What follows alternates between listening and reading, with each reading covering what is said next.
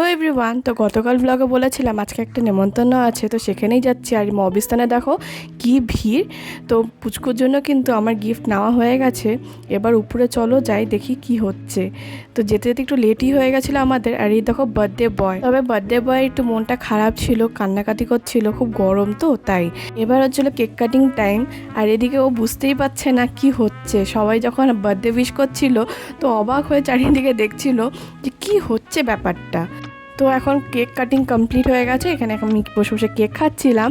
আর এদিকে বাচ্চা পার্টি কিন্তু খেতে বসে গেছে। আর ওই দেখো মাম্মাম বসে বসে খাচ্ছে সবার সাথে। তো আমাদেরও খাওয়া কমপ্লিট, এখন বেরিয়ে যাচ্ছি। তো ভেবেছিলাম 2-4টা ঠাকুর দেখে নেব আজকে, তো সেটা তো হলো না, অনেকটা রাত্রি হয়ে গেছে।